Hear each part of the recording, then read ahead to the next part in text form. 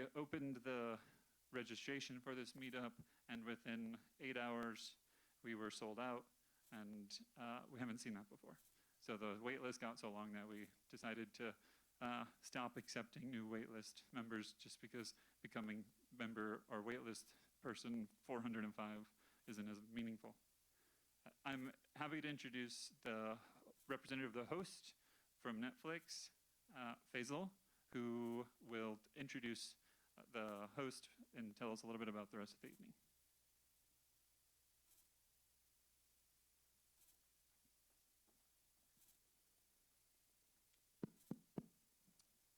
Yeah, so you should have said good live stream people.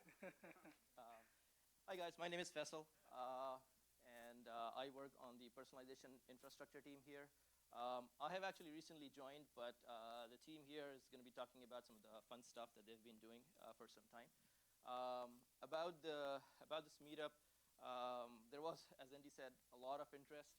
We really want to engage with all of you as much as we can. But with a 300+ waiting list, we were struggling to figure out how everybody shows up. So hopefully the live stream will be up if it's not already. But if not, this would be recorded, and in a day or two, we would post it up. So let me talk a little bit about the agenda for today. So there are going to be 2 talks. One is going to be on Spark streaming resiliency. And then the second one is about some machine learning graph analytics. After that, TD, who is the lead developer on Spark streaming, will have a short talk talking specifically about what's coming in 1.4, Spark 1.4, and maybe a little bit of a preview for 1.5 even, possibly a demo. A dance here? No? Okay, never mind. So let me talk a little bit about the 2 talks. So Spark streaming allows us to do a lot of real-time processing. And as you can imagine, that can be quite useful in our context. So one example is, so Netflix uses the cloud extensively. And there are lots of teams that are constantly pushing code out there. We're very loosely coupled, highly aligned, which means that any single day, a lot of code is getting pushed asynchronously. And so we really need to make sure that all the distributed systems that we have are highly resilient. And so in that context, when a push happens, it's quite possible that one system, one component breaks down, or maybe there are some data quality issues. And so we really need to be able to detect those data quality issues in a canary push as soon as possible. If it can be done in the order of minutes, then we can revert it, and then there will be no impact to the end users. That's one use case. Another use case is, as some of you who have probably seen on Netflix, there's a new row that shows up, which is what's trending on Netflix. So that's real-time recommendations. And that's a classic example of why we want to be able to do this as quick as possible. And so Spark streaming allows us to stream this data that we collect from users' viewing history and be able to make recommendations based on that. But because everything is running in the cloud, instances can go down any time. We really need to make sure that the resiliency story of any system that we use is pretty solid. And so when we are evaluating Spark streaming, we really wanted to push this thing, put the envelopes, and see how far we land up. So Bharat and Prasanna will talk about that. They did some testing. We wrote a blog post about that too.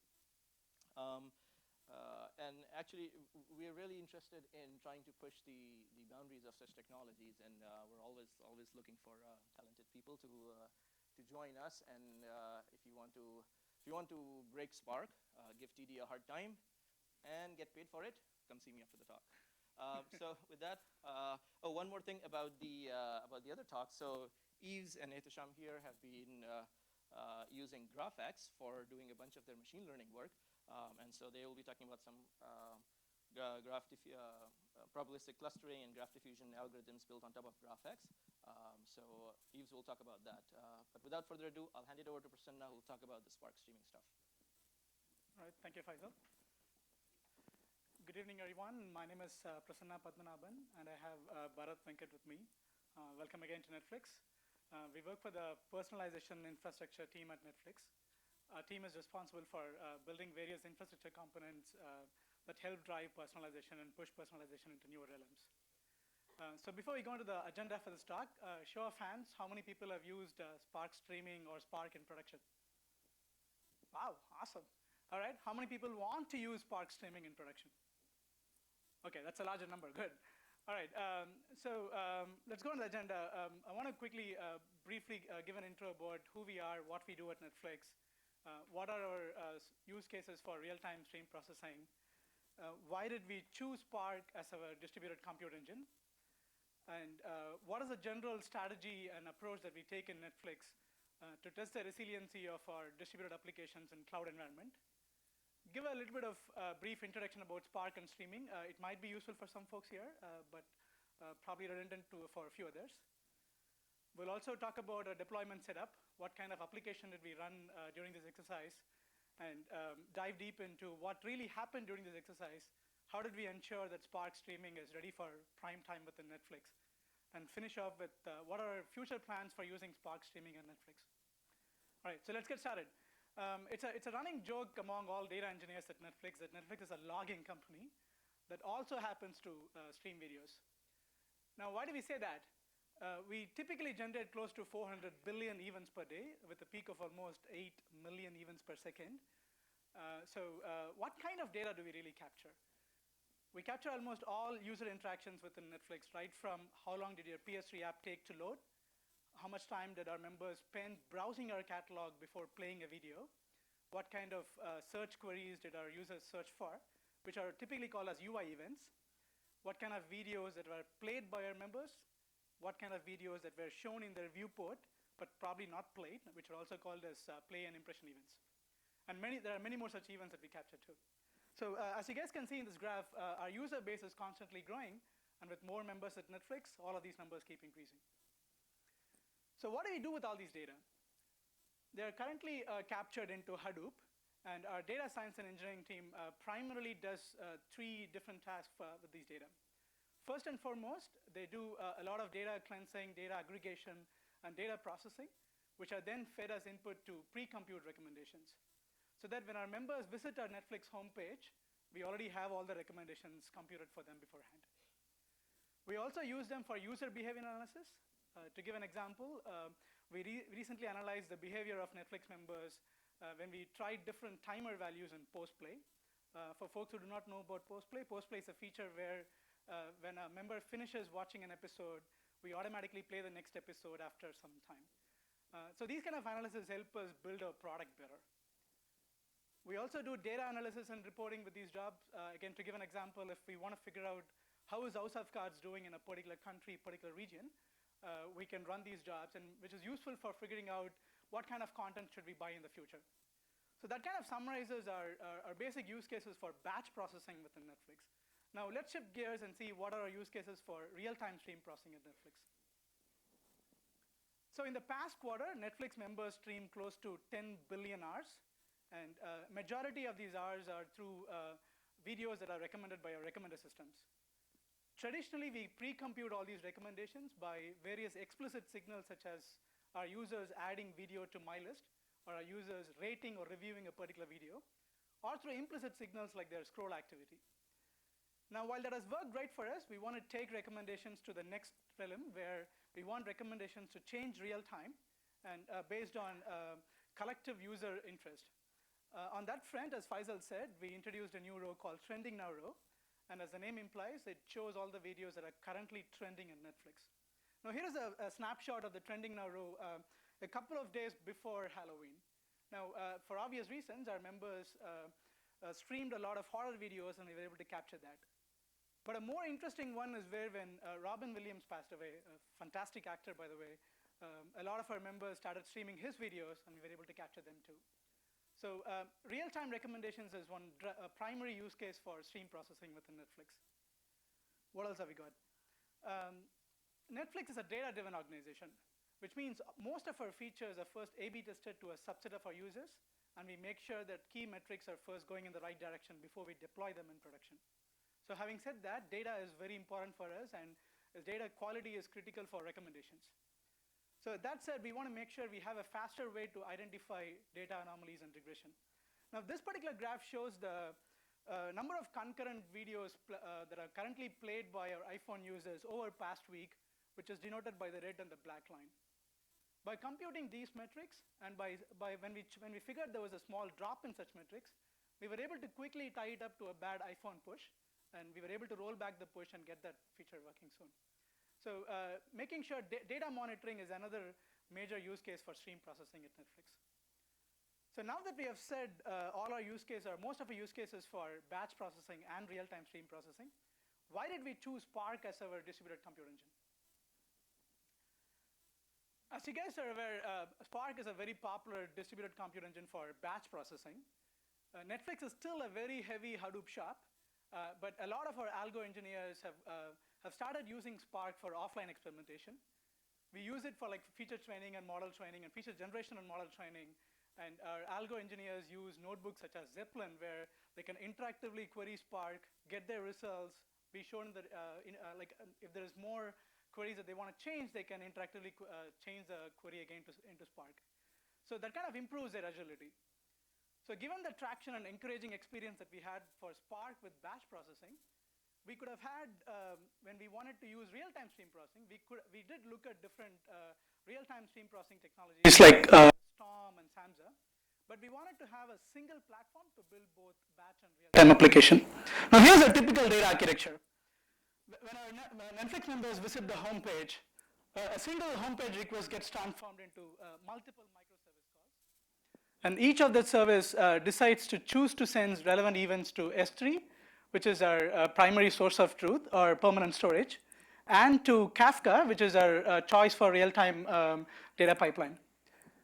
Traditionally, we would have run using Hadoop, do all the data processing, and read the data from S3, and replicate that logic in the online world, reading data from Kafka.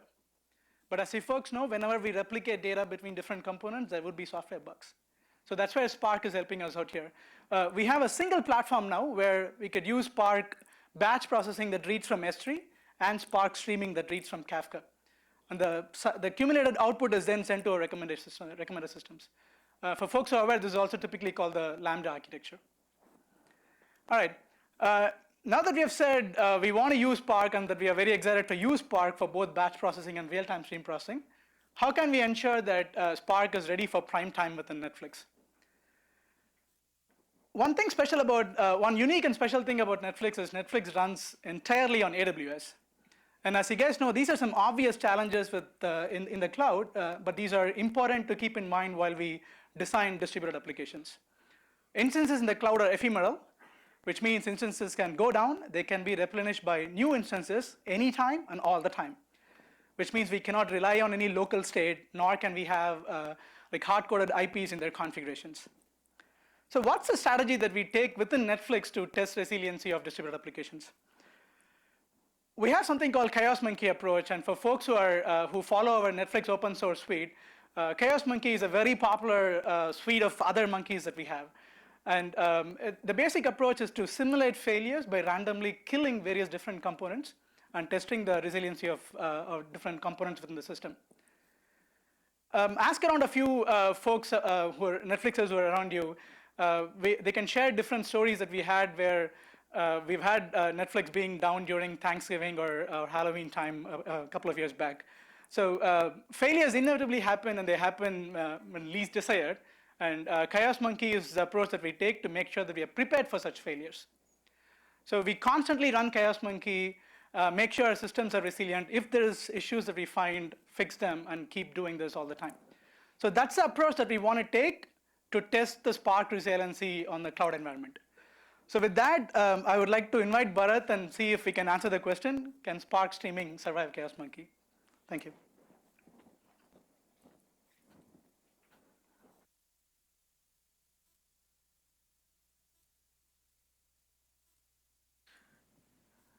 Now, before we answer the question, let's go through a brief overview of Spark and Spark streaming, because this would set the context for the resiliency exercise that's coming down. There are three major components in Spark. There is a driver, cluster manager, and a set of worker nodes. Let's cover the responsibility of each. The driver is responsible for running the application. it computes a DAG of RDDs and executes them using the DAG scheduler and the task scheduler. It is the most important component in the Spark ecosystem and does most of the heavy lifting in Spark today. The responsibility of cluster manager is resource allocation. When worker nodes come up, they register with the cluster manager and announce their availability. Now, when the driver application is started, the driver communicates with the cluster manager to allocate the resources. So there are three types of cluster managers supported in Spark today: Mesos, Yarn, and Spark Standalone. The worker node has the worker process whose primary responsibility is to launch the executor and monitor them. The executor stores and serves blocks of data and executes the task, which is the fine-grained unit of execution. All these components that we have covered so far are part of the Spark ecosystem. Now, let's see how streaming works. As you can see from this figure, Spark streaming is built on top of Spark. It introduces a new component called a receiver, which reads data from the input data stream and create batches of a configurable duration. Each batch is then fed into the Spark compute engine for processing, and the output is a stream of batches. So we've seen the components in Spark. Now, before we answer the question whether it can survive Chaos Monkey, let's look at the deployment setup that we use for this exercise. The reference application that we chose for this reads event, a certain type of UI events from a Kafka topic, computes some aggregate metrics, and publishes them in our internal metric system called Atlas. The reason we chose this fairly simple application, it gives a good view of the flow of events into the system and also the application processing logic.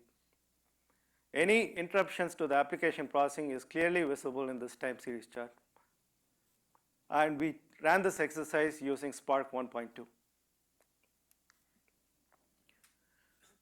We considered Mesos for cluster manager, but Mesos required additional frameworks like Marathon for resiliency.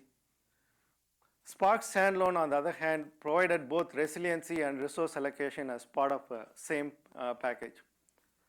The other advantages for us for this exercise were like Spark Standalone comes bundled with the Spark deployment, hence it's easy to deploy. And it was easy to troubleshoot issues since Spark Standalone is part of the same, developed by the same team that works on Spark and Spark streaming as well. Here's a deployment topology. On the right-hand side, like you have Netflix devices sending events to our edge services, which augment the event with additional data and reliably capture them in Kafka. The Spark streaming application uses the Kafka receiver to read the data from Kafka, does its computation, and publishes into our Atlas metric system. For this deployment, we chose to go with Spark Standalone in a multi-master mode using Zookeeper for leader election. So the fundamental principle behind Chaos Monkey is like a failure can happen anytime, and you need to test that by injecting failure. So what kind of failures did we do? We killed nodes as well as processes of Spark components to determine, and the goal was to find out like if the Spark streaming application will still continue to run despite these failures. And for this exercise, partial data loss during such failures were perfectly acceptable to us. So we talked about driver being one of the most important components. Let's see how driver application behaves during driver failure. When the application is submitted in client mode, the driver is actually started on the client where the application is submitted. Now, when the application is killed, when the driver is killed, the application is aborted. When the application is submitted in cluster mode with supervise enabled, the driver is actually started on one of the worker nodes. Now, when the driver is killed, supervise mode means like Spark Standalone monitors the application and restarts it on a different worker instance. on any non-zero exit codes. So the supervise on standalone restarts it on a different worker. And the application is restarted on that worker. And hence its driver is resilient in this mode. Sure. Is the client the end, Netflix device? No, client is like, it could be your laptop, anywhere from where you submit your Spark application. So the question is the client the end Netflix device? And the response, client is like where you submit the Spark application. So that's part of Netflix infrastructure? No. This is part of, when you do a submit, you use a Spark submit command. So client is where you submit the Spark commit. Yeah, if you're talking about an end user device, no, it's not that. Yeah, it's part of our, wherever you have deployed stuff, it's part of internal infrastructure. Yeah, it's another system, another node. All right. So we know that driver is resilient. Let's see if like master is resilient. This is a single master deployment, in which case when the master is killed, the application is aborted. So let's see if we can do better with multiple masters. In a multi-master deployment using Zookeeper for leader election, one of the nodes is chosen as the active master, and the rest all are standby. When the standby master is killed, standby plays a passive role in the application lifecycle, hence it has no impact on the application. If an active master is killed, one of the standby masters takes over and becomes active master, and the application is resilient. We talked about worker process. Worker process starts the executors. Worker process can also start the driver if the driver is hosted on that worker node. When the worker is killed, both its children, the driver and executor, are killed as well. The worker is automatically relaunched, which restarts both the driver and executor. The driver will be restarted on a different node, and the application started there. Hence, it's resilient. Now let's look at the executor. Executor is being started and monitored by the worker process. So when the executor is killed, the application is, executor is relaunched, and all the tasks mid-flight are relaunched to a different executor where the data is replicated. And that application is not impacted by executor process going away.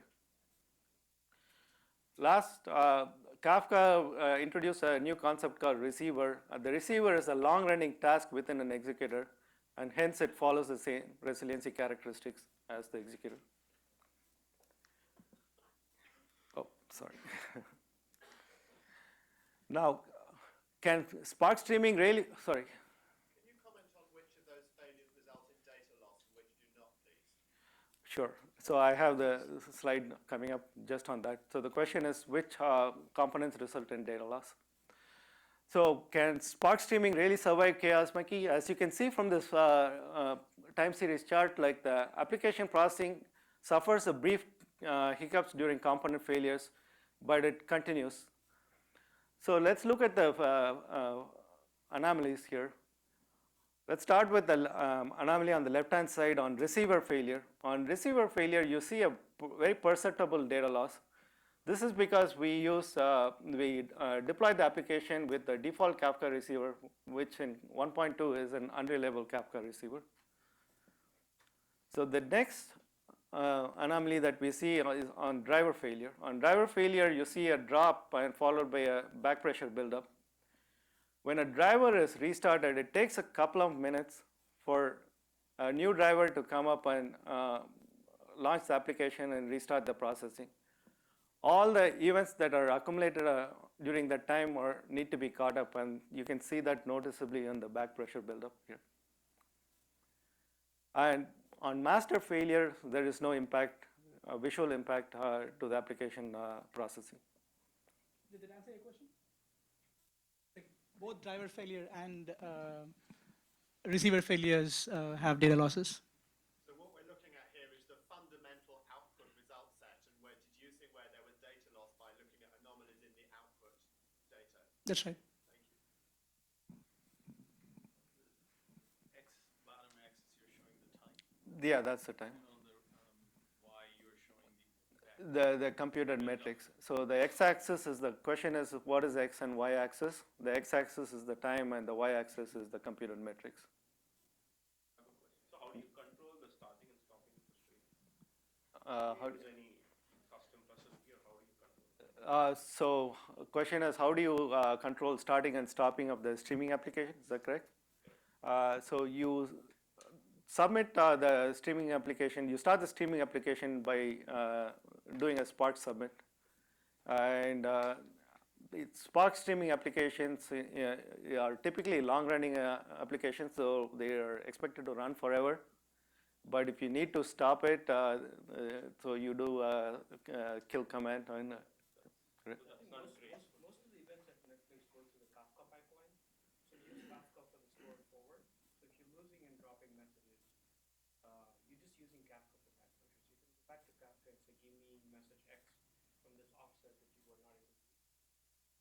So the job falls back on the Kafka. You can just start. How you manage. Correct. So if you have to restart, you just kill it and just restart using Spark submit, right? That's right. You don't use any other facility. And as Bharat said, this is actually in production listening to our live UI events. So the events are always flowing as long as Netflix is up. So. All RDDs. I'm sorry? Spark The runs on RDDs, right? Spark runs on RDDs, and Spark streaming is, the concept is discrete streams, which is a collection of RDDs. And TD can explain more if. Questions of that level I can explain in the Q&A session. Okay, sounds good. Yeah, so actually we should just continue. Okay. There is a Q&A session after both the talks and after TD is done, so we'll open up for more questions. Let's continue. All right, to summarize what we have seen from the resiliency exercise, in a client mode deployment of the driver, when the driver is killed, the application is lost. In a cluster mode with supervised enabled, the driver is restarted on a different worker and the application relaunched there. So that makes the application resilient to driver failure. For the master, in a single master node, when the master is killed, its application is terminated. So the resilient solution for master is to deploy in a multi-master mode, and when the active master is killed, one of the standbys is elected the leader, active master by zookeeper leader election. The worker process on restart relaunches the executor process and does not disrupt the application processing. Again, with the same thing with the executor is like monitored by the worker, and on failure gets relaunched by the worker process. Which of these nodes terminates the TCP connection coming from an end user? Are any of these nodes involved in directly talking to the end user that is seeing the picture, or this is something different? There's no end user involved in this system. So when you're watching video, your device is sending events, some playback events, some meta information events, some impression events. All of those are being received by sort of the entry point to our data centers. And they are put into, as Monal mentioned, into our Kafka pipelines. And then we have this infrastructure that is built up, and it's reading off of the Kafka events. So there is no direct connection to the end user in this mode. I mean, end user can keep on doing whatever they want. They won't be impacted by it. Quick question on the receiver data loss. Mm-hmm. When the receiver fails and comes back up, why doesn't it retrieve means it might be replaying from the whole data. So the Not lose data. okay. So the question is, why doesn't the receiver read data from the previous offset and replay the data? So let me start with my understanding, and TD can probably add on to it. With an unreliable receiver, like once the receiver reads the data, it acknowledges and buffers the data and replicates it. If during the time of buffering, if the receiver is restarted, then by the time it's already acknowledged, so there is a data loss. Let me elaborate. To make it resilient, that there is no data loss.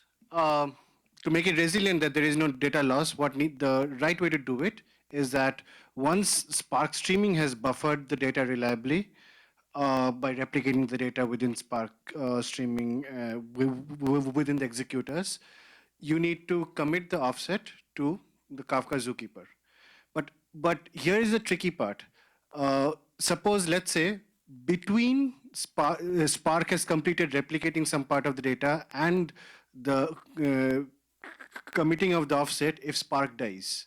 So, and if the receiver dies. So what will happen is that Spark thinks that the data has been received and replicated, but Kafka zookeeper thinks that the data has not been received by Spark.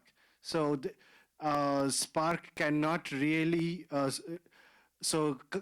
Kafka cannot really figure out whether the data has been sent or not, so it has to send the data again. And so this corner case can arise, it's hard to avoid that corner case because what you're trying to do is trying to do an atomic transaction between two systems. And if we're trying to keep the state of what data has been sent and what data has been received on two different systems, there is eventually going to be inconsistencies that arise. So to avoid that, we actually in Spark 1.3, we added something called direct Kafka approach. I can talk in more detail later, which completely does away with the receiver model and just treats Kafka like a file system and just reads from Kafka directly, no receiver, etc. We use low-level API to actually manage offsets directly. We don't care about Zookeeper. We just directly ask Kafka for what is the latest offset and manage the offsets ourselves. That actually guarantees exactly once receiving of data from Kafka. So, and the plus point is that we also, since we're not using receivers and we're using Kafka directly, like a file system, we also don't need to replicate the data within the executors because we are aware that Kafka is already a log, which can replicate the data itself.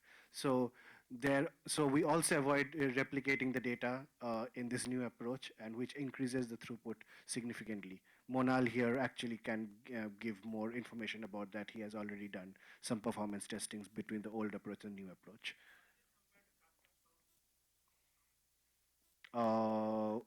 Compare, as you mean architecturally or performance-wise?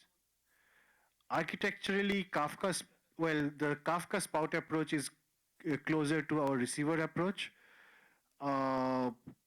So our new approach is completely innovative. I don't think there's anything out there that actually matches what we are trying to do. I can talk in more detail in the Q&A session. Yeah, so I think we're just about to finish our first talk here, and then after that we can take a couple questions, and then when you get started with the other one, we'll open it up for more questions, and TD will come. But let's finish this thing up. All right. So finally, like some of the things that we are in our roadmap, we have a lot of business use cases that can leverage Spark and Spark streaming. One of them is a Lambda-based architecture, leveraging both Spark and Spark streaming.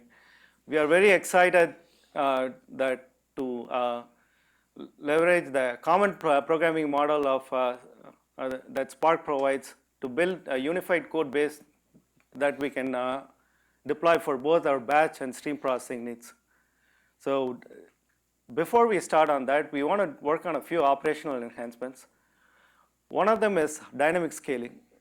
So Netflix serves 100% of our applications request through Amazon AWS Cloud. We leverage AWS auto-scaling feature quite a bit in our applications, and we want to continue to do that for Spark and Spark streaming applications as well. So on that front, we are starting to evaluate Yarn and the dynamic resource allocation capabilities of Yarn for dynamic scaling purpose.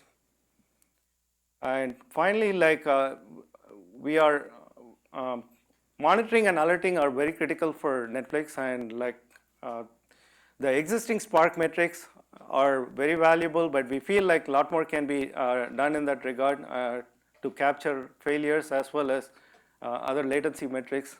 And we plan to get involved in that effort and contribute to that. So we have a lot of exciting work going on in our team, and if you're interested, we are hiring. Thank you. I'm sorry. Oh, yeah, I would like to introduce Yves. We'll talk about Spark and GraphX.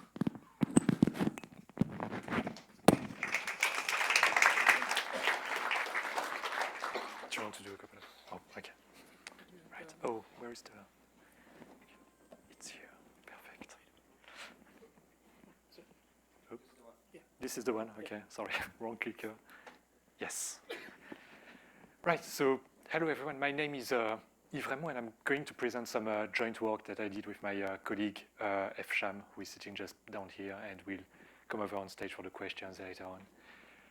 And I'm going to describe our use of Spark and GraphX in the Netflix recommender system. Just to give a bit of context, we are part of the algorithm engineering team within Netflix, which is basically the team that does all the machine learning and algorithmic sides that drive the Netflix product.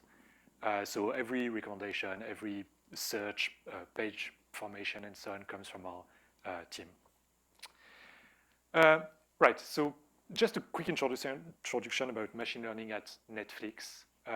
One of the main challenges that we're trying to tackle is the recommendations problem. So basically trying to find content that people would enjoy in order to maximize satisfaction and therefore retention. So we are basically trying to find things that you would like to watch so that you stream more, are happier with the service, and keep subscribing to Netflix.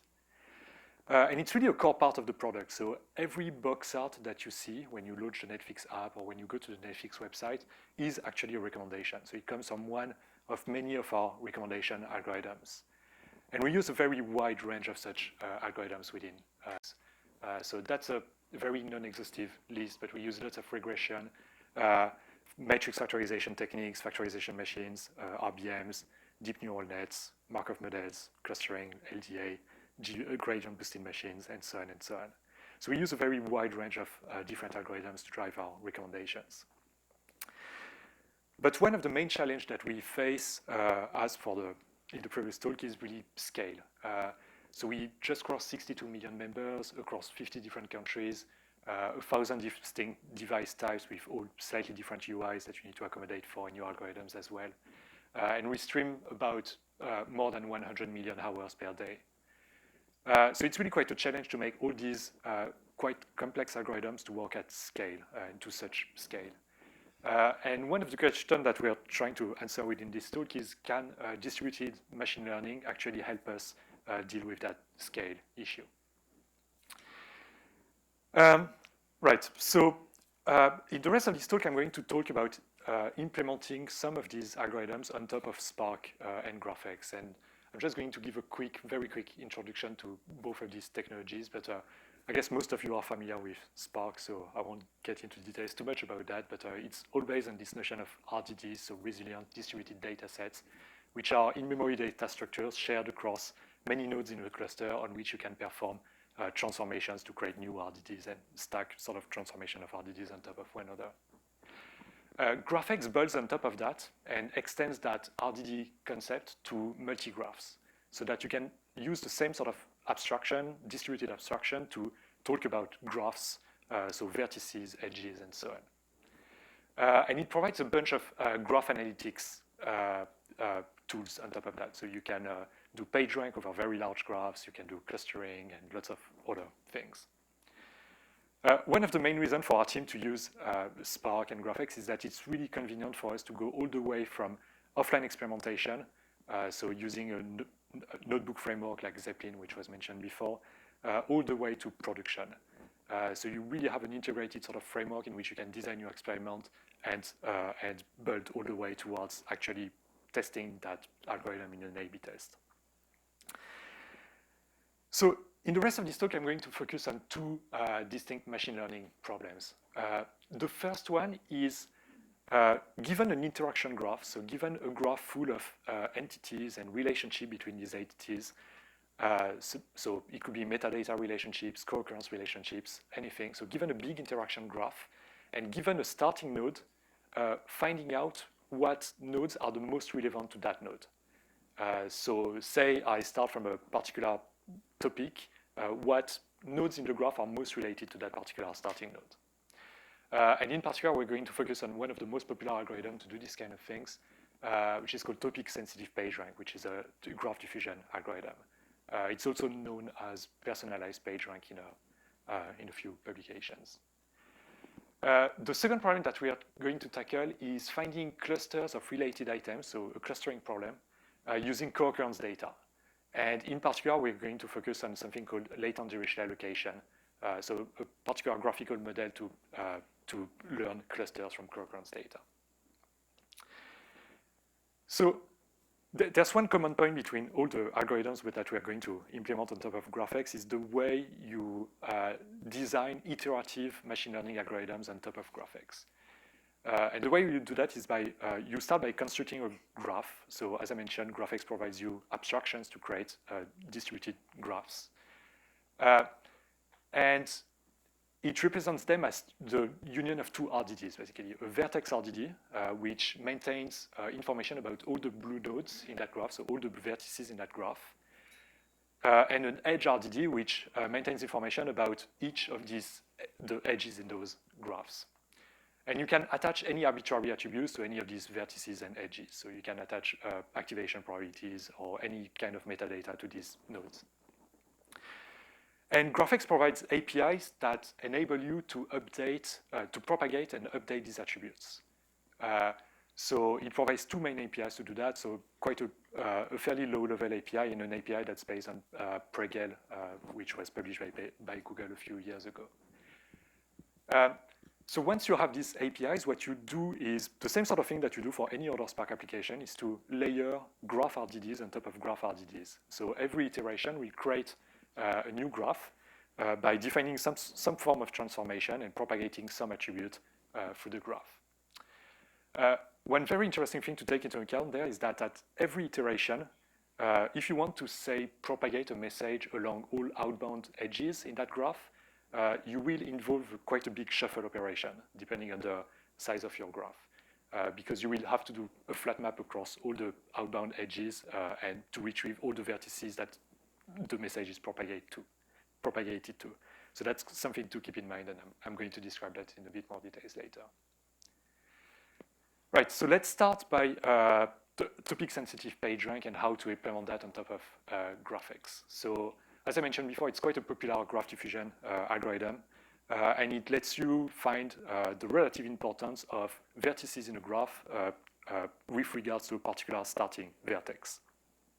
So if you were to activate a node that corresponds to the topic Seattle, for example, you could end up with a ranking like that where the first four titles are actually set in Seattle.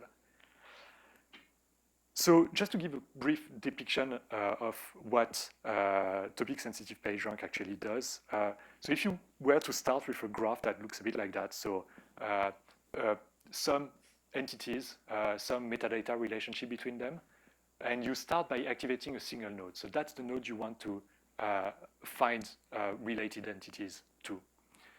So at the first iteration, you just activate that one node. At the second iteration, with some probability, you follow the outbound edges, and otherwise you go back to the origin. And that's captured by this, sorry, it's towards the bottom here, by this update equation here, where A is the adjacency matrix of that graph. Small a is the activation probabilities. Alpha is the probability of actually following an outbound edge, and 1 minus alpha is the probability of resetting back to the origin, and S is the origin state. And as you run more iterations, the things that are more connected will end up accumulating higher mass. So for example, this node in the middle will have 3 inbound edges, so will end up accumulating a slightly higher mass than the other ones. And you repeat that until you get some form of convergence. So now how to implement that on top of GraphX? So you could start by thinking, okay, I'm just going to run one propagation for each possible starting node. So use the existing PageRank implementation, for example, and just modify the random reset step in there and just run one propagation for each possible starting node. But as I mentioned before, each iteration in an algorithm implemented on top of GraphX will involve some shuffled data. And if your graph is very large, that will be non-trivial to do. So it's much better to actually try and propagate as many nodes as you can in a single iteration. And there's a simple trick to do that, which is, so instead of keeping just one activation probability at each node, you keep a vector of activation probabilities. That's actually the activation probabilities if I started at a particular vertex. So you use GraphX to update in one go all these activation probabilities and propagate all these nodes in parallel. So just to give a quick depiction on that, so instead of having just one number associated with each vertices in your graph, you actually have a vector of numbers that correspond to what's the activation probability if I started from vertex 1, the activation probability if I started from vertex 2, and so on. So when you run that on top of some Netflix data, so including all sorts of data, you end up with similar sort of rankings. So you could start from a node that represents a title, for example, and end up with a ranking of all the related titles. You could, yeah. How big were these vectors? Let's say if you were to run topics and PageRank for all 60 million users. Yeah. So I'm going to go into that. So we have a couple of slides on what happens when you increase the number of nodes that you propagate in parallel. So I'll answer that then. And if I don't, ask me after that. So you get such rankings. There was one analogous question, which was you described the propagation algorithm in terms of a single actor doing a random walk of the graph. Yeah. But I'm assuming actually that even for a given starting vertex, the actors are in parallel, but that was probably wrapped up in the matrix formula. Yes, definitely. Yeah, sorry if that wasn't clear. Yeah. So let's jump to LDA quickly, and after that I'm going to show some results of running all these things on top of GraphX. So how would you implement LDA on top of GraphX? So just to quickly sum up, so LDA is probably one of the most popular clustering algorithms these days, really used in a very wide range of domains. And it's meant to help you discover topics of related words or videos in our case from a corpus of documents. And you could use that to extract topics that look a bit like that, so sort of coherent topics of animal documentaries where each word is actually a title. So I'm now going to jump into the graphical model of LDA. So LDA basically represents each document as being as having all its words generated from distribution of topics, and each topic being a distribution of our words. So for each word in the document, you assume it's being generated from one topic, each topic being defined over by a probability distribution of our words in your corpus, and each document having a probability distribution of our topics. So the beta k in there is the per topic word distribution. The pi d in here is the per document topic distribution, and zdw is what topic label did you assign to that particular word in that particular document. And all these random variables in that graphical model, you assume they have the following form. So beta k is drawn from a Dirichlet distribution, which is parameterized by some prior information you have over the shapes of those topics. Pi d is sampled from a Dirichlet distribution. Same thing, you have some prior information about what this Dirichlet distribution should look like. And zdw is sampled from a multinomial, and will represent the topic label for a particular word in a particular document. And once you have drawn this sort of graphical model, the question becomes how to actually parallelize inference. And the answer is the same for any kind of graphical model. You need to read the conditional dependencies in that particular model. So we're going to do that, and derive two different sort of sampling algorithms for learning topic models. The first sampler that you could come up with can be derived from that following observation, that if you fix all the per-topic word distributions, then all the topic label for each word in each document are independent across documents. They're not independent within documents, but they will be independent across documents.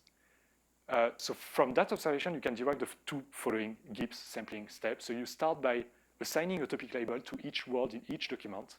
And the probability of assigning a particular label will be proportional to the number of words in the document assigned to the topic multiplied by the probability of that word belonging to that topic.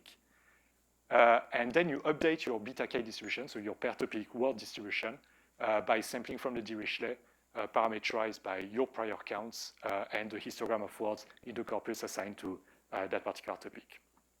So you have these two Gibbs sampling steps. You keep repeating them, and you'll end up learning some clustering on top of your data. Yeah? What does Word document for you exactly? Is it a description of a movie? So it could actually literally be, oh, sorry? Repeat the question. Yes, so what does word mean to us?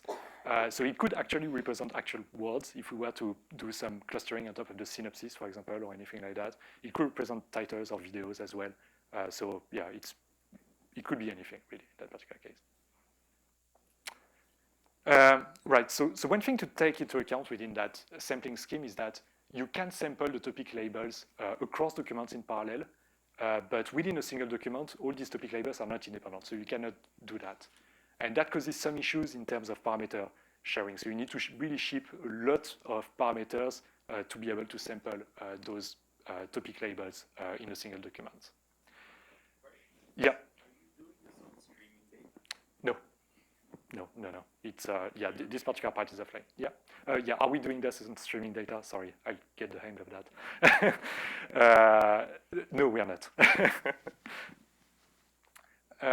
The second sampler that we could come up with starts with the following observation, which is that if we fix all the per-topic word distributions and all the per-document topic distributions, then the topic labels in a single document across words become independent.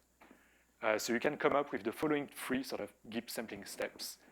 So same thing, you start by sampling all the topic labels for each of the words in each of the documents, and that will be proportional to the priority of the document being assigned to a particular topic and multiplied by the priority of that word belonging to that particular topic. And once you've done that, you just update your two priority distributions, so the per-topic word distribution and the per-document topic distribution. And so that scheme can be parallelized across the board, really. So the sampling of topic labels can be parallelized within a given document, but also across different documents. So it's quite a nice fit for GraphX. So that's the sampling scheme that we're going to use for GraphX in the later slides. And I'm going to describe graphically how that actually looks like. So you start by laying out your data in a graph that looks a bit like that, where you have vertices that correspond to documents, so D1 and D2 in that case, vertices that correspond to words, so W1, W2, and W3, and edges if the word appears in the document. And you attach a bunch of attributes, so all those vertices. To each document, you attach the per-document topic distribution, so the pi distribution I was mentioning earlier. So that just represents that there's a 30% chance of that document being about topic 0, 60% about being about topic 1, and 10% being about topic 2. And to the word nodes, you attach the probability of that word belonging to a specific topic. So those are basically my beta Ks from before.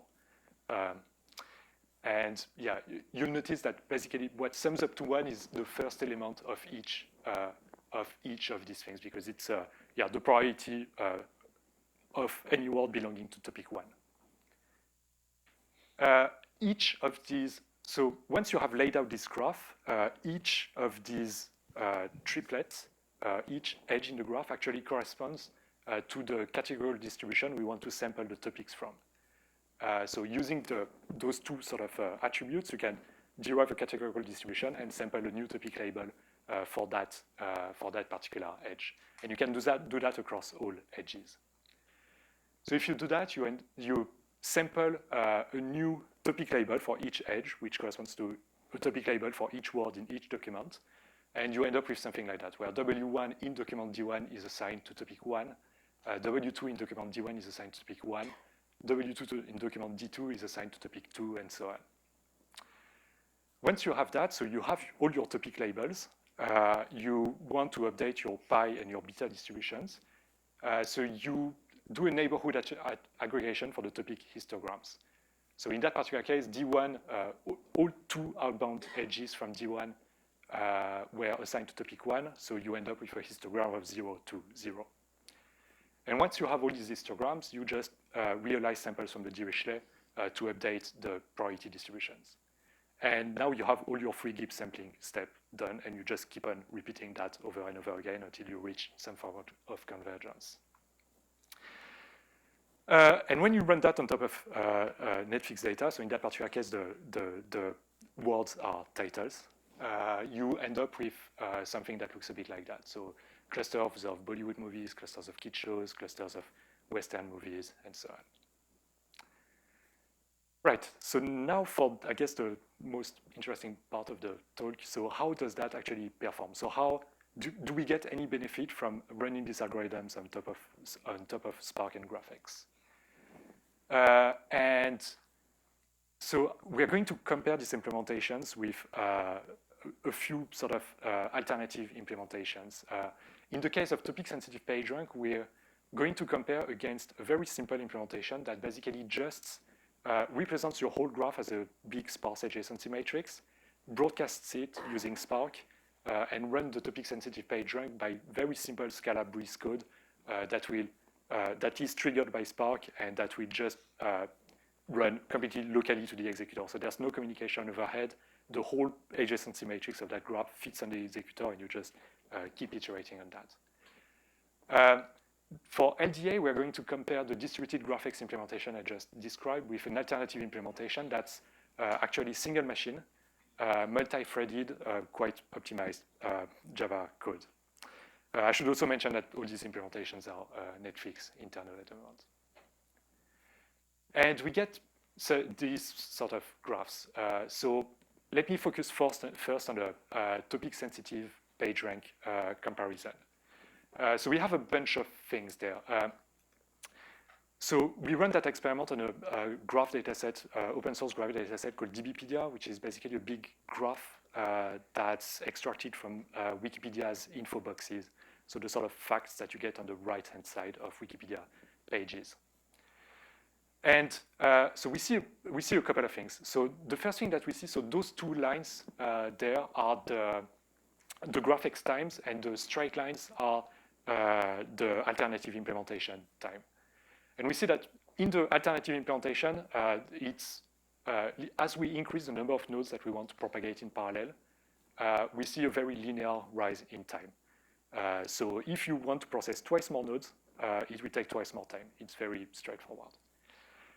In GraphX, it's not as straightforward. You get a very sort of sublinear rise in time as you try to process more nodes at any single time.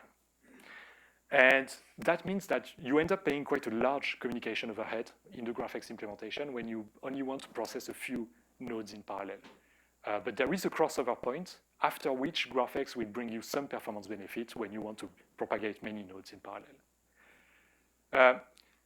Another thing that's interesting is that if you start, so there is a crossover point, but once you start doubling the size of your cluster, you will see a 2 times speed up in the alternative implementation, because basically you have twice more machines to do. There's no communication overhead, so there's twice more machines doing twice more the work. But in GraphX, you'll only see something like 1.2 in terms of speed up. So it basically means that as your cluster grows, that crossover point starts moving to the right slightly. So in order to see a performance benefit, you will need to have to process a lot more data. Another, I think, interesting thing to notice is that the standard sort of PageRank actually just needs to propagate one thing. So it just needs to run one single propagation. So you'll almost always be at the very left hand of that graph. So you will end up paying quite a lot of communication overhead for that. Another thing to note as well is that as you start propagating more and more nodes in parallel, the size of that vector will grow that you attach to each of the vertices in that graph. So you'll end up having to shuffle through a lot more data. And if your cluster is too small or you don't have enough scratch space or anything like that, it might lead into errors. In the case of the LDA case, so the yellow line is the GraphX implementation, and the red line is the alternative implementation. And we're using a Netflix data set there, which has up to 5 billion edges. And we are trying to learn 100 topics from that. One thing to note as well is that for that particular graph, the GraphX setup has access to 8 times more resource than the multi-core setup. So that's something to keep in mind for later. Another data point in there is the Databricks released an LDA implementation on top of GraphX that's based on another kind of algorithm. And yeah, roughly that's about there. So we see a similar sort of pattern. So there is a crossover point. If your data is large enough, you'll end up seeing some performance gains from GraphX. But I think one of the things that we are most surprised about is that that point is actually much further to the right than we assumed it would be. So you really need to have to process a very large data set in order to see some very significant performance gains from the GraphX implementation in that case. Another thing to take into account is that the semi-collapse implementation, so the first sampling algorithm I mentioned, is much faster because on a single machine, you can actually run this implementation because there's no sort of parameter sharing to take into account. And there's only 2 GIPS steps to do, so it ends up being a lot faster. Yeah. Sorry? On the page rank, yeah. Data point per million. I noticed on the baseline, the Spark Breeze baseline, you have 1 million. Sorry, so that's the number of nodes being propagated in parallel. So sorry, which number are you? The bottom axis. Yeah. Oh, yeah, so here we go, asking the question so that it's echoed on the video. So the bottom axis, I noticed that as the problem size gets larger and you start processing more in parallel, you don't have data points for the GraphX, but you do for the Sparkless Breeze. Oh, yeah. So that's I mentioned that briefly, but so basically at some point for a given size of cluster, GraphX will end up failing because it has to shuffle through too much data. Okay. So you need to increase the size of your cluster to be able to deal with that much data. Yeah. Thank you. Yeah. Were you using the hash shuffle or the Smear. We were using the hash shuffle. Yeah. So, you said you were using the hash shuffle. It has not been tested with the newer sort shuffle. Actually, that's a good question. I can't remember which, because we did change that in our implementation recently, but yeah, I think we changed it to the sort shuffle actually. Yeah. Okay. Yeah. Cool. Thank you. Okay. Yeah. I'm going to speak about the performance of the algorithm itself relative to your benchmark, whatever it was prior to using LDA or whatever. Sorry, I didn't catch that. So the performance of the model. Yeah. Would you speak to that too? No, I don't have any slides on that. I'm sorry. Yeah. Yeah. We do capture that, but I don't have slides on that. Are there any well, papers? they don't do the same thing, so it's very hard to compare the. Well, those 2 algorithms do very, very distinct things, so we don't use them in conjunction. I wrote the previous algorithm. My name's Sadiq. Okay. Okay.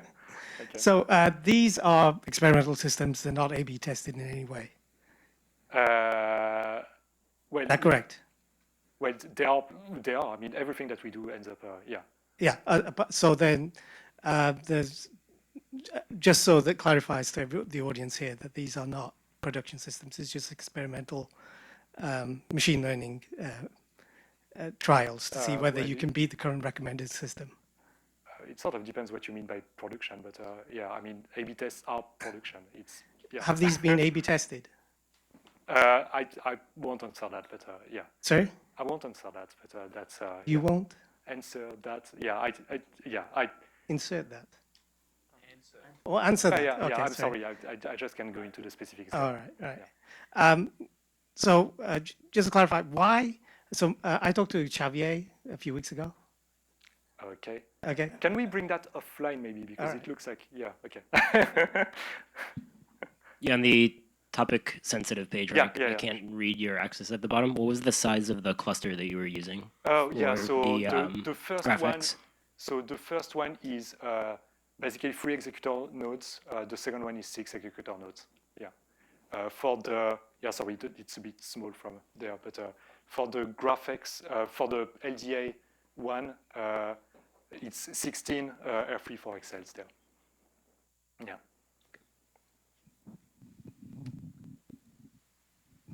I just have a question about your prototyping. So in the beginning of the presentation, you mentioned that GraphX is feasible for prototyping all the way to the production. Yeah, But looking yeah. at the graph, for prototyping, wouldn't it be just feasible to use R or any solution that that's is running on a single machine? So yeah, that's the sort of, well, I mean, Spark, so maybe I should just jump into the lessons learned, because I think I have a point that addresses that specifically. So, I mean, yeah, let me just jump into that, and hopefully that will answer your question. And we'll do Q&A Yeah. here coming up. Yeah, so just to dive into that. So I guess the main thing that we learned from that experiment is it's very important to know where the crossover point, so each of these graphs crossover at some point, and where that crossover point is for your iterative machine learning algorithm.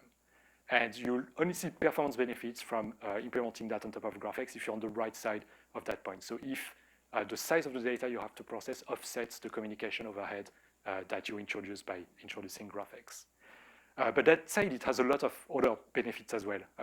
So you can very easily throw more hardware at a particular problem. So you're not tied into a specific box. You can really easily sort of throw a lot of hardware at a particular task.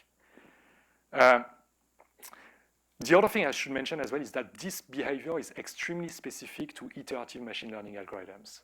So there's a lot of other tasks, such as in the topic-sensitive PageRank, the alternative implementation that just uses raw Spark to distribute a very local computation, which is really literally a few lines of breeze code. And it's very useful and fast. GraphX in itself is very useful and fast for other types of graph processing tasks. And we use it a lot for data preprocessing, efficient joins, so squashing 2 big graphs together, and so on. Another thing that we learned that we should have learned far before, but it's really important to regularly save the state when you run a big iterative ML algorithm on top of Spark.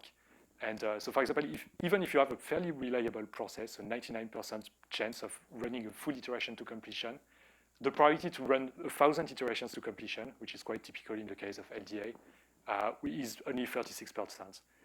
So thankfully, Spark and GraphX provides very nice abstractions to be able to do that. So you can just checkpoints every number of iterations to make sure that you don't have to go back all the way if one iteration towards the end ends up failing.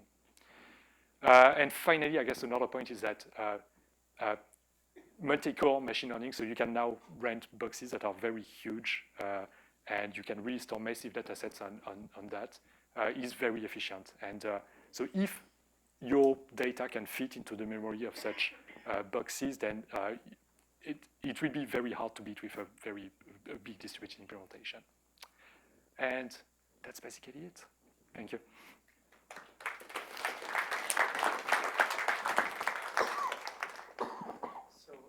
I think we're gonna hold off the questions for a second. TD, you wanna go do your talk and demo for about 5-10 minutes, and then we'll open up all the talks for questions, and everybody would be here in the front, and we can take on more questions.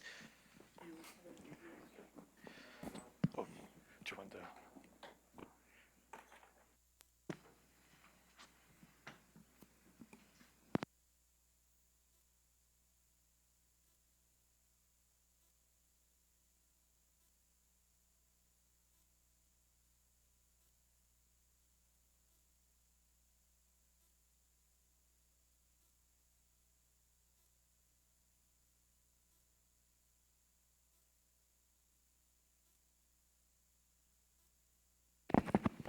Hey everyone.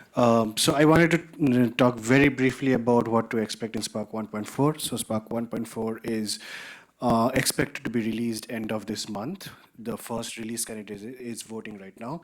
So it's a good time to see what are the new features that are coming in 1.4 specific to Spark streaming.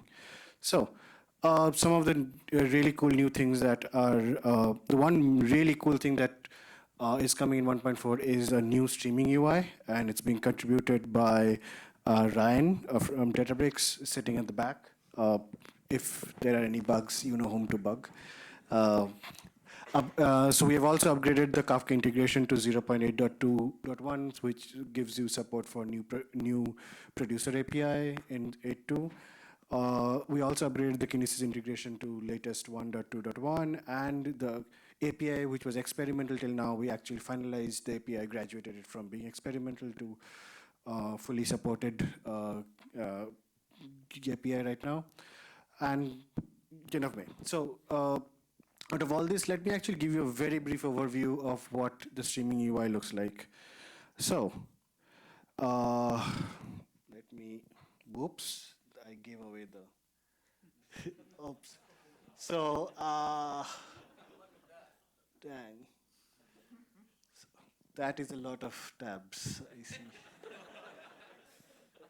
Edit. Yes. So just to give a one A/B testing here.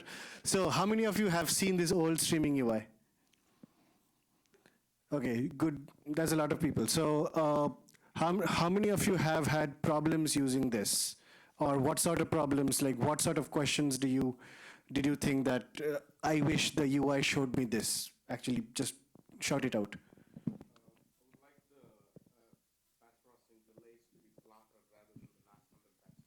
Okay. Repeat them. So one of the ones was that so the UI just shows what is the scheduling delay and the processing delay of the last batch and maybe some average and median statistics. But people want the batch statistics to be plotted in a graph. Yes. I wish the UI showed me the code I should have written rather than the code I actually did write. I am not going to repeat that because you had a mic, not for any other reason. So, yes, I wish that too. Anybody else? Yes? Auto refresh. Auto refresh. Good point. Okay.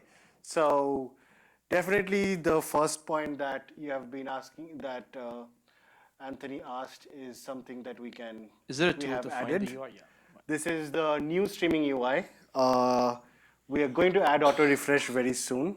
But this is what the new UI looks like. It shows the plot for the number of records received per sec in every batch over the last time period. It shows histograms of how it has changed over time in how many batches, what is the median and stuff. Averages out here. You can also drill deep, open this up and drill deep, that if there are multiple sources, for each source you can see what is how the data rates have changed. Then scheduling delays, which is pretty much zero. Processing time, how it changed. Here there was some sort of a blip. I quite don't know why. But what happens when you click on those? I didn't plan that question, but good you asked. So if you click on this, it directly jumps into a list of batches to show you how many, even the more rigorous details of how many events were there, what was the scheduling delay, etc. And then you can click on any of the batch to see the full details of the jobs and the stages that were actually present in that batch interval. And then you can, from that, you can do your usual jumping into jobs and then stages and stuff.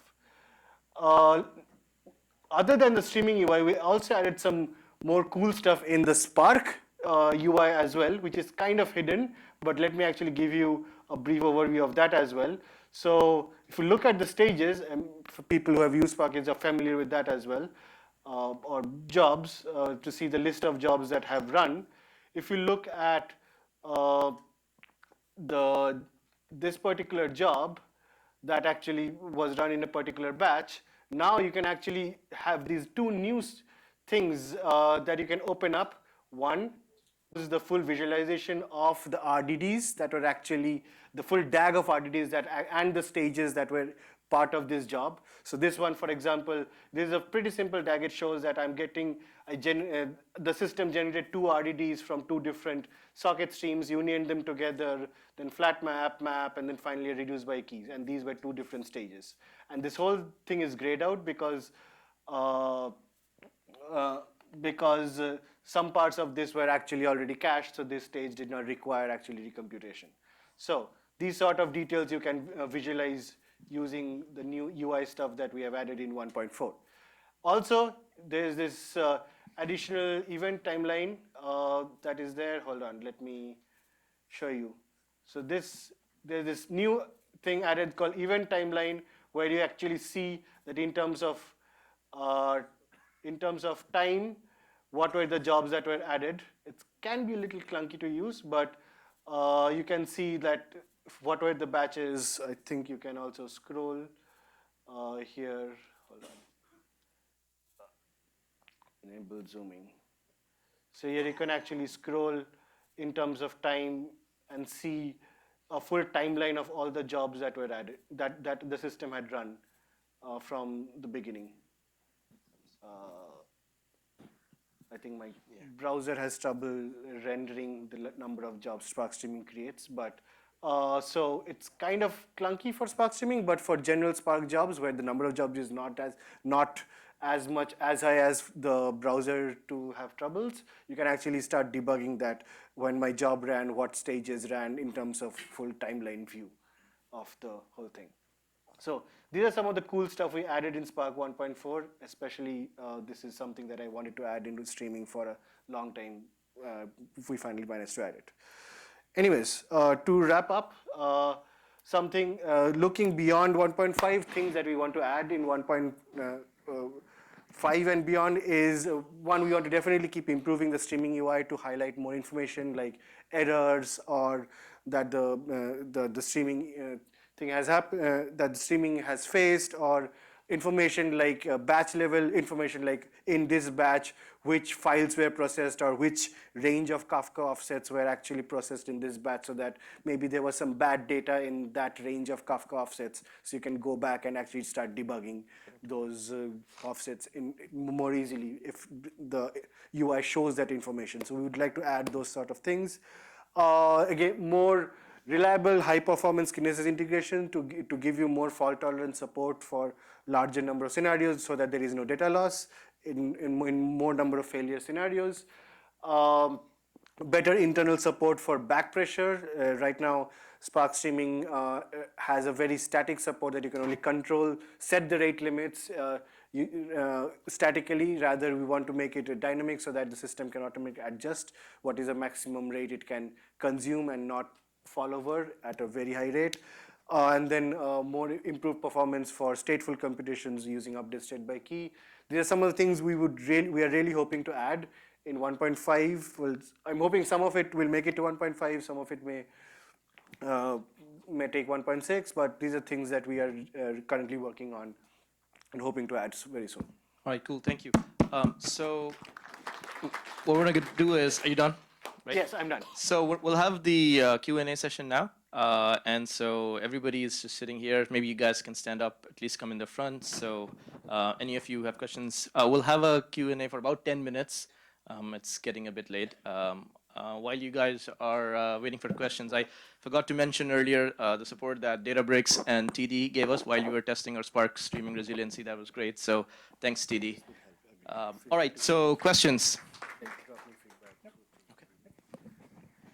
So please don't record my questions so that I can ask some dumb questions. There are no dumb questions. So particularly to streaming, what do you, are you using RDDs on streaming data? Yes, so as Bharat was indicating that in streaming, the abstraction was D streams or discretized streams. What it essentially is a continuous series of RDDs inside it, and each batch, the data of each batch is treated as an RDD.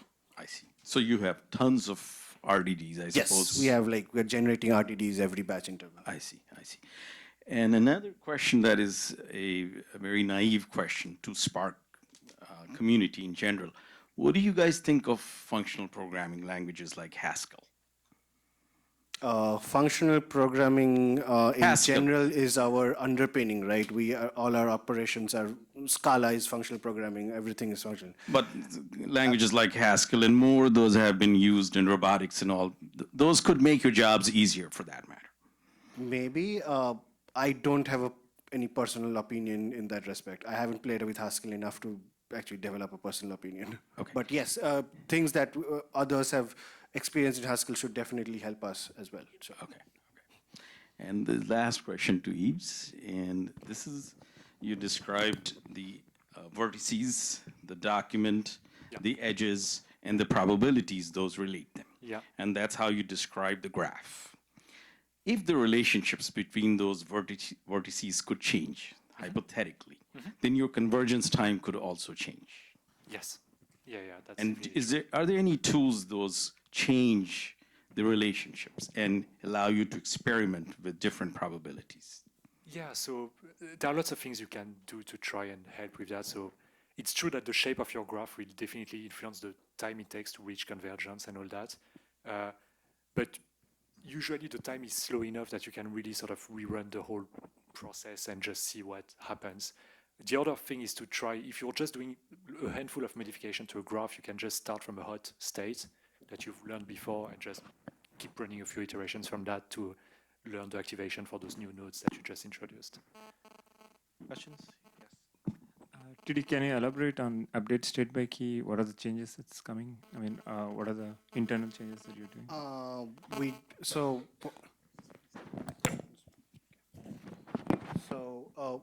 We don't have a very clear design yet. We are still working on the design and stuff. So whatever I'm saying is, it's kind of take it with more than a pinch of salt. But I think one of the main criticisms of update state by key is that in every batch, since internally we are using co-group, so it actually walks through all the data in all the state data in every batch, which is definitely not the most efficient implementation. So we want to figure out a way where that can be skipped using some internal data structure magic so that we only touch the data that needs to be updated in every batch. So I'm kind of following that thread because I looked at this thing that said that big iron kind of looked like the answer. And the HFT world is running things like Chronicle Map.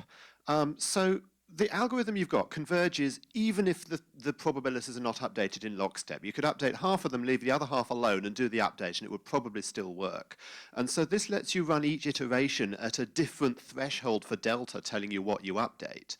And at that point, a data structure like Chronicle Map would let you run a distributed data structure across, say, 6 nodes with 10 billion entries in it, do asynchronous updates on as many Xeon threads as you've got available and still have convergence. Has that been tried, or has anybody come from that world? Because that avoids this whole massive shuffle of zeros problem.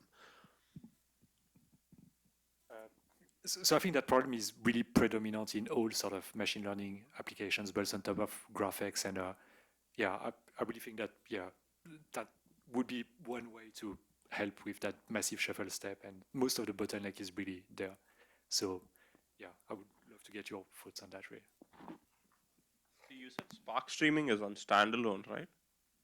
So you have separate clusters for the machine learning team to do there, and then you have separate cluster for Spark streaming right now, I'm assuming. We have 2 different clusters, one for batch computation and one for... So why wasn't a thought to go on Yarn? Like I want to know what stopped you guys to... Oh, I mean, I had a slide reason why we chose... yeah, but like whatever you said you can accomplish in Yarn, right? You don't have the master dependency, you don't have driver failures, you can have Yarn. That's true. Like I think the primary factor was like we wanted to deal with like a single team in Databricks that to support an end-to-end. So this was for the resiliency exercise. As I said, like for dynamic scaling, we are going to evaluate Yarn. So Yarn is definitely in the pipeline for us. Adding on to that, I think the time frame where we started this collaboration, Yarn was still in the process of being made more robust, the Yarn integration. And so I think we had a little bit more control on the Spark standalone like finding, and it was easier for us to find bugs and to quickly solve them with the Spark standalone because we have more control on that rather than the Yarn where we have less expertise and more expertise comes from other companies like Cloudera who are more in charge of the Yarn integration. On the PageRank example, the x-axis, that was number of nodes in parallel. Yeah. Does that mean you were actually subsampling the dbpedia graph? Or is that a parameter of the algorithm? That's exactly it. So it's how many starting nodes we consider in the whole dbpedia graph. So we take a random sample of 100, 1,000, 10,000 and see how that performs. So we have time for 2 more questions. Okay, so previously you had some slides representing the data loss that you guys experienced with the Kafka receiver, and I've definitely experienced the same thing, learning the hard way. So did you guys try to replicate the same data loss with the reliable Kafka receiver? No, we haven't tried with the reliable Kafka receiver yet. You mean the write-ahead log? Yeah. Yeah. So no, it's part of 1.2 as well. But like for us, like not just for the resiliency exercise, but a couple of our use cases, we are tolerant to some amount of data loss during component failures. So we don't want to take the overhead. Actually, let me pose that question to TD. Okay. If we have Spark 1.2 and we have write-ahead logs, can we guarantee no data loss? In Spark 1.2? Yeah. With the write-ahead logs and enabled in something like an HDFS kind of setting. Yeah, like I know with write-ahead log, you can doing both snapshotting both metadata and data. Yes. So does that guarantee? You get at least once guarantee. So there is 0 data loss, but you can still get duplicates because of the problem that I said. Sure. Final question. By the way, on that topic, I do strongly recommend that you guys try out the direct Kafka approach because I think that is the direction that we are going to head in the future. And we might, it's an indication that we might soon deprecate the receiver-based approach because this one is so much better. Okay. So the way you handle the driver resilient and the master resilient, can they be used interchangeably? Or I remember that for driver you have the supervised process, and for the master you have multi-master setting with the zookeeper. So this way can be used interchangeably? Because I cannot tell the differences.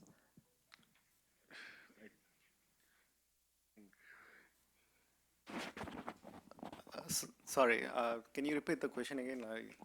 The question is that can the way you make driver and master resilient, the way this approaches interchangeably for each other? So the driver resiliency was achieved like using the supervised option in the standalone. Yeah. Master is a different thing, different component. And for that, like you need a multi-master. So you need to have both of them together for you to have like end-to-end resiliency. Yeah, I mean, can we use the same way, like duplicate using multi-master way? Okay, yeah. So you cannot use the same set of techniques for doing resiliency for both master and driver because the kind of state that the master and the driver keeps around that you need to recover is different. In the case of master, the amount of state that the master stores that you need to recover is actually very small. All the master does is allocate apps to executors to apps, and which is a very small amount of state, and that's why we can use zookeeper, etc., to maintain that state and have multiple masters in a high availability mode. Whereas the Spark Streaming's driver, is an arbitrary Java program which is creating RDDs. It's managing them, managing these streams, running jobs, etc. It has a lot more state involved, which doesn't quite fit into, and a very dynamically changing state. So that doesn't, so all that state, it's much harder to persist into some external system like Zookeeper and make it resilient using multiple driver or something like that. So the techniques that that can be applied in both these cases are totally different because the kind of amount of state they store is at a much different scale. I hope that answers your question. Cool. So I think we're gonna end the formal session now. The speakers are gonna hang out here for a few more minutes. So you're all welcome to chat with us. But I think thank you for showing up here. And maybe Andy, you want to say a last word? Yeah, let's just thank Netflix first. Just a reminder that the summer meetup schedule is going to be very busy. We'll average a meetup every 2 weeks, and we're trying to alternate between San Francisco and South Bay. The next one is on June 2nd in San Francisco, which is about 2 weeks away, and it will be at Vungle, which is an ad tech company. We'll have 2 back-to-back meetups in the middle of next month at the 2 summits. So we'll see you at the future meetups.